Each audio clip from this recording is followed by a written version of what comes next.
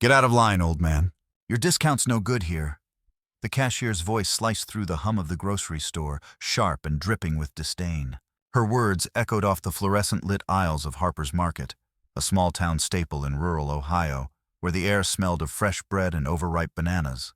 The young woman, barely out of her teens, stood behind the counter, her arms crossed, her name tag, Brittany, glinting under the harsh lights. Her sneer was aimed at a stooped figure clutching a worn canvas bag.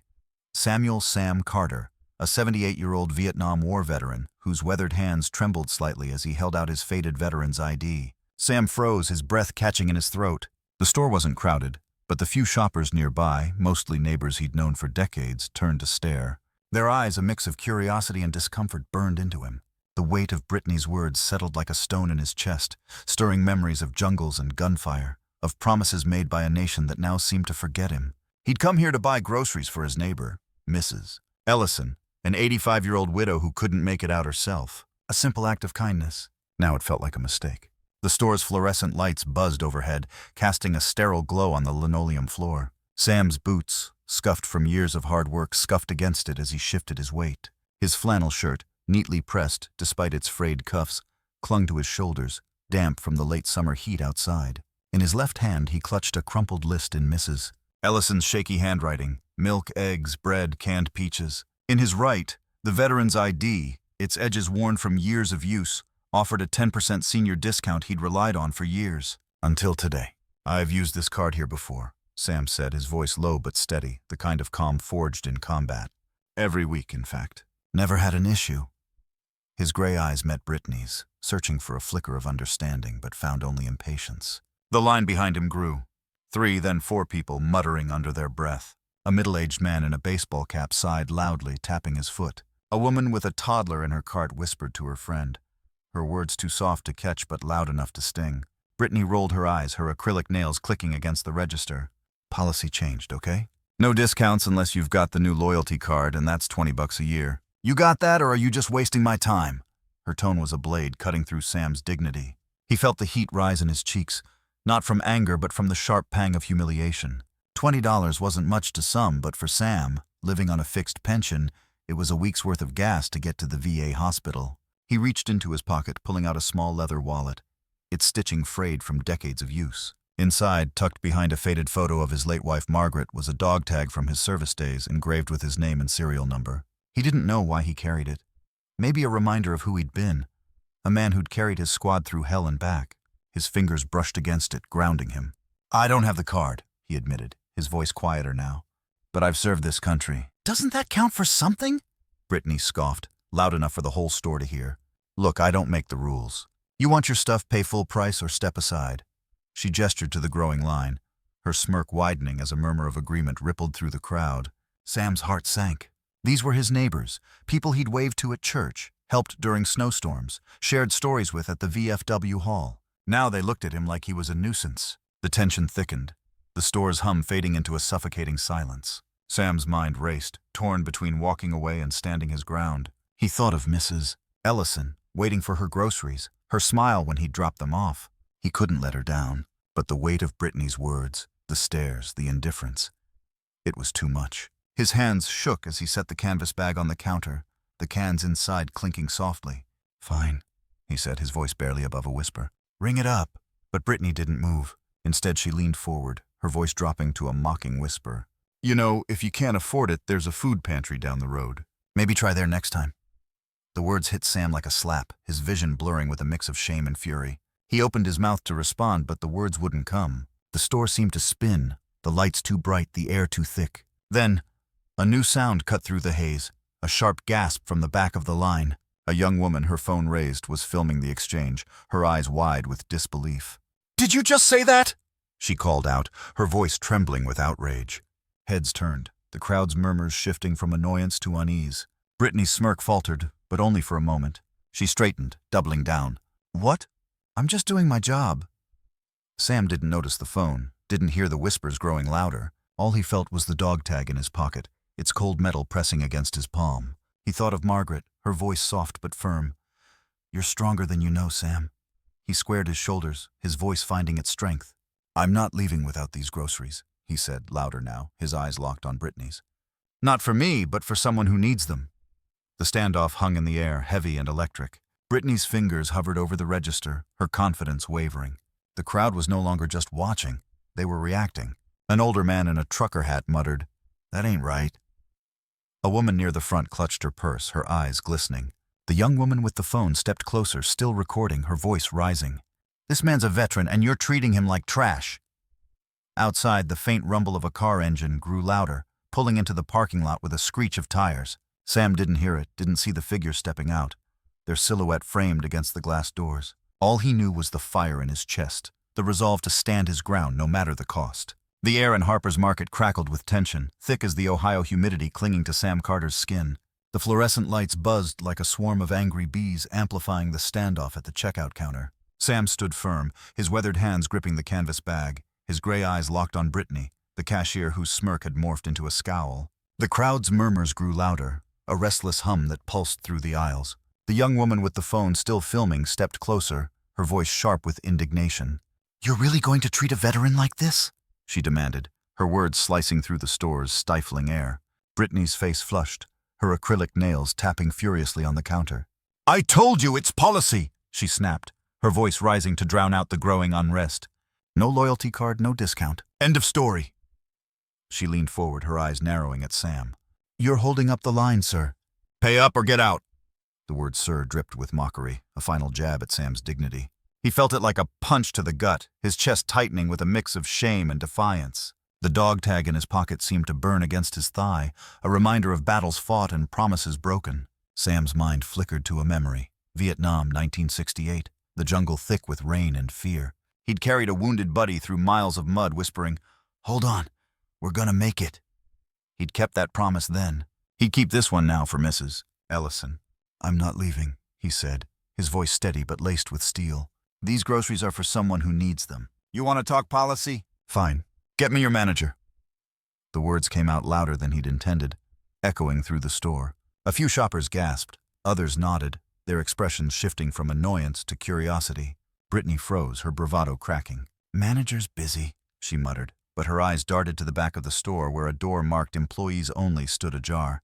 Before she could say more, a heavyset man in a polo shirt pushed through the crowd, his face red and sweaty. His name tag read Todd, store supervisor. "What's the holdup here?" he barked, his voice booming over the chatter. He glanced at Sam, then at Brittany, his brows furrowing. "This guy causing trouble?" "He's demanding a discount he's not entitled to," Brittany said, crossing her arms. "Says he's a veteran, but he doesn't have the loyalty card. Told him to pay full or leave." She gestured at the canvas bag, its contents, milk, eggs, bread, canned peaches, spilling slightly onto the counter. Todd's eyes flicked to the bag, then to Sam, sizing him up like he was a shoplifter caught red-handed. Sam's jaw tightened. He felt the weight of every stare, every whisper. The crowd was growing. 10, maybe 12 people now, some craning their necks, others muttering. The man in the trucker hat from earlier stepped forward, his voice gruff. "This ain't right, Todd. Man's a veteran. Show some respect." A woman with gray hair and a floral blouse nodded, clutching her purse. "He's just trying to help someone," she said softly, her voice trembling. But Todd waved them off, his face hardening. "Rules are rules," Todd said, his tone clipped. "No card, no discount. You think we can just hand out freebies to every guy claiming he served?"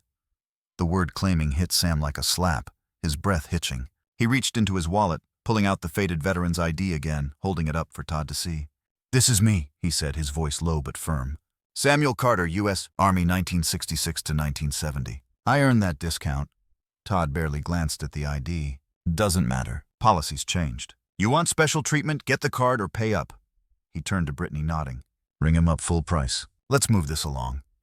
The crowd shifted uneasily, their murmurs turning to grumbles. The young woman with the phone stepped forward again, her voice shaking with anger. "You're serious? You're gonna disrespect a veteran over $20? I'm posting this online right now." Sam's heart pounded, his fingers tightening around the dog tag in his pocket. He thought of Margaret, her laugh, her hand squeezing his during long nights at the VA hospital. "You're a fighter, Sam. Always were." He wanted to fight now, to shout, to demand respect, not for himself, but for every veteran who'd been dismissed, forgotten, cast aside. But the words stuck in his throat, drowned by the rising noise of the crowd. Then a new voice cut through the chaos, sharp, authoritative, female. "What in God's name is going on here?" The crowd parted, revealing a woman in her 50s, her hair pulled back in a tight bun, her eyes blazing. She wore a blazer with a small American flag pin, and her presence commanded the room. Sam didn't know her, but something about her, maybe the way she carried herself like she'd seen her share of battles, felt familiar. She stepped to the counter, her gaze locking onto Todd. "I'm Clara Hayes, regional manager for Harper's Markets. I was in the back reviewing inventory when I heard this commotion." Her eyes flicked to Sam, softening for a moment, then hardened as they landed on Brittany and Todd. "Someone explain why a veteran is being treated like a criminal in my store." Todd stammered, his confidence crumbling. "It's just policy, ma'am. He doesn't have the loyalty card." Clara cut him off with a raised hand. "Policy doesn't trump decency," she snapped. She turned to Sam, her voice gentler. "Sir, what's your name?" "Samuel Carter," he said, his throat tight. He held up the veteran's ID again, his hand steadier now. Clara took it, studying it carefully, her expression unreadable. The crowd held its breath, the young woman's phone still recording, capturing every word. Outside, the rumble of engines grew louder, more cars pulling into the lot, their headlights cutting through the dusk. Clara handed the ID back to Sam, her eyes meeting his. "Mr. Carter, I'm sorry for what's happening here. Let's get this sorted." She turned to Brittany, her voice ice cold. "Start ringing up his groceries. Now." Brittany hesitated, her face pale, but she began scanning the items, the beep of the register punctuating the silence. Sam felt a flicker of hope, but the weight of the moment still pressed down on him. He wasn't just fighting for groceries. He was fighting for respect, for recognition, for every veteran who'd ever been brushed aside. The dog tag in his pocket felt heavier, a tether to his past, to his strength.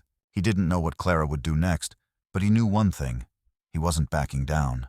The air in Harper's Market was thick with anticipation, the fluorescent lights casting long shadows across the linoleum floor. Sam Carter stood at the checkout counter, his weathered hands still clutching the canvas bag, his heart pounding like a drum in his chest. The beep of the register punctuated the silence as Brittany, the cashier, scanned his groceries, milk, eggs, bread, canned peaches, her movements robotic under the piercing gaze of Clara Hayes, the regional manager. The crowd, now nearly 20 strong, pressed closer, their murmurs a low rumble like thunder before a storm. The young woman with the phone, still filming, held her ground, her lens capturing every tense second. Outside, the roar of engines grew louder, tires crunching on gravel as more cars filled the parking lot. Clara's voice cut through the haze, sharp and unyielding. "Mr. Carter," she said, her eyes locked on Sam's, "you served this country with honor. No one in my store will disrespect that." She turned to Todd, the store supervisor, whose face had gone pale, his earlier bravado evaporating. "And you," she snapped, pointing a finger at him, "explain to me why a veteran's being humiliated over a $20 loyalty card." "Now!" Todd stammered, his hands fumbling with his polo shirt's collar. "It's just corporate policy, ma'am. The discount program changed last month. We're supposed to—" Clara cut him off, her voice like a whip. "Corporate policy doesn't justify treating a man like garbage." "You think policy excuses this?" She gestured to Sam, whose gray eyes burned with a quiet fire, and to the crowd, now openly vocal. The man in the trucker hat shouted, "Damn right! Give the man his due." A woman with a toddler in her cart wiped her eyes, whispering, "He's just trying to help his neighbor." Sam's fingers brushed the dog tag in his pocket, its cold metal grounding him. He thought of his squad in Vietnam, of nights spent huddled under ponchos, promising each other they'd make it home. He'd kept those promises, but standing here surrounded by neighbors who'd turned their backs, he felt alone again. The weight of their stares, their earlier indifference, pressed down on him. Yet Clara's presence, her authority, sparked something. A flicker of hope, a reminder of the man he'd once been. Before Todd could respond, the glass doors of the store swung open with a bang. A tall man in a crisp suit strode in, his polished shoes clicking against the floor. His silver hair caught the light, and a small crowd followed him. 3 men in VFW caps, their faces etched with determination, and a local news van's camera crew, their equipment slung over their shoulders. The man's presence was electric, his voice booming as he approached the counter. "I'm Robert Harper, owner of Harper's Markets. Someone want to tell me why my store's trending online for all the wrong reasons?" The crowd gasped, heads turning. The young woman with the phone lowered it, her eyes wide. "It's gone viral already," she whispered to the woman beside her, who nodded, clutching her purse tighter. Brittany froze mid-scan, the can of peaches slipping from her hand and clattering onto the counter. Todd's face went from pale to ghostly, his mouth opening and closing like a fish out of water. Robert's eyes landed on Sam, softening for a moment. "You must be Samuel Carter," he said, extending a hand. Sam hesitated, then shook it, his grip firm despite the tremor in his fingers. "I got a call from a friend at the VFW," Robert continued, his voice carrying over the crowd. "Said one of their own was being disrespected in my store." I drove straight here from Columbus. He turned to Clara, nodding. You've got the floor, Clara. What's the story? Clara recounted the incident, Brittany's refusal, Todd's dismissal, the crowd's mixed reactions, all while Sam stood silently, his heart racing. The dog tag in his pocket felt heavier now, a tether to his past, to the men he'd lost, to the promises he'd kept. He thought of Margaret, her voice echoing. You're stronger than you know, Sam. He straightened, his shoulders squaring, his resolve hardening. Robert listened, his expression darkening with every word. When Clara finished, he turned to Brittany and Todd, his voice low but thunderous. You two think you can hide behind policy while you disrespect a man who risked his life for this country. You're done here. He pointed to Brittany. You pack your things. You're suspended until further notice. Then to Todd. And you expect a demotion. We'll talk tomorrow. The crowd erupted in cheers, the man in the trucker hat pumping his fist, the woman with the toddler clapping through tears. Robert turned back to Sam, his voice softening. Mr. Carter, your groceries are on the house. Not just today, but every time you walk through these doors. He reached into his jacket, pulling out a small embossed card, a lifetime loyalty pass engraved with Sam's name. This store honors veterans, always will. He handed it to Sam, then raised his voice, addressing the crowd. And starting tomorrow, every Harper's Market in Ohio will reinstate veteran discounts, no card required. The crowd roared, a wave of applause washing over the store. The VFW members stepped forward, each saluting Sam, their eyes glistening with pride. The news crew's camera zoomed in, capturing Robert's outstretched hand as he shook Sam's again, a gesture of respect that felt like a victory. Sam's throat tightened, his vision blurring. He thought of Mrs. Ellison waiting for her groceries, and of Margaret, who'd always believed in him. He clutched the dog tag, its edges worn but strong like him. As the crowd dispersed, the young woman with the phone approached Sam, her eyes bright. You're a hero, Mr. Carter. This video's already got thousands of views. Sam nodded, his voice hoarse. Just doing what's right, he said, thinking of Mrs. Ellison's smile when he'd deliver her groceries. Outside, the news crew set up for an interview, their lights casting a glow across the parking lot, now packed with cars, neighbors, veterans, strangers drawn by the story unfolding online. Sam walked out of the store, the canvas bag heavy in his arms, the lifetime pass in his pocket. The air was cooler now, the stars piercing the Ohio sky. He felt lighter not just from the groceries or the victory, but from the weight of respect restored.